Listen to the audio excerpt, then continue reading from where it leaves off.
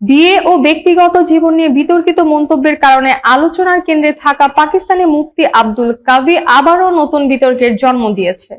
এবার তার মন্তব্যের কেন্দ্রবিন্দু বলিউড তারকা ও সাবেক বিশ্বসুন্দরী ঐশ্বরিয়া রায় বচ্চন। বলিউড লাইভের একটি প্রতিবেদনে বলা হয়েছে, সম্প্রতি এক পডকাস্টে অংশ নিয়ে মুফতি আব্দুল কাভি দাবি করেন, যদি অভিষেক বচ্চন ও ঐশ্বরিয়ার বিবাহ বিচ্ছেদ হয় তাহলে নাকি ঐশ্বরিয়াই তাকে বিয়ের প্রস্তাব পাঠাবেন।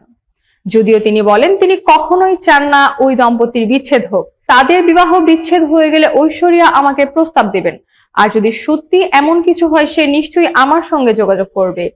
এতেই শেষ নয়, সঞ্চালকের আরেক প্রশ্ন নিয়ে জানান, ঐশ্বরিয়াকে বিয়ে করলে প্রথমে তাকে ইসলাম ধর্মে দীক্ষিত করবেন এবং তার নাম পরিবর্তন করে আয়েশা রায় রাখবেন। তার কথায়, ঐশ্বরিয়াকে ইসলাম ধর্মে দীক্ষিত করে তার নাম রাখবো ঐশ্বরিয়া রায়, তারপর বিয়ে করব। নিজের নাম হিসেবে আয়েশা রায় লিখলে সেটা দেখতে আমার মজা লাগবে। কাবির এমন মন্তব্যে পাকিস্তান থেকে বলিউড দুই দেশে ব্যাপক সমালোচনা শুরু হয়েছে।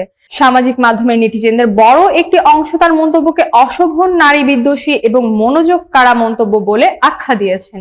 এদিকে ঐশ্বরিয়া রায় বচ্চন বা অভিষেক বচ্চনের পক্ষ থেকে এই বিষয়ে এখনো কোনো প্রতিক্রিয়া পাওয়া যায়নি।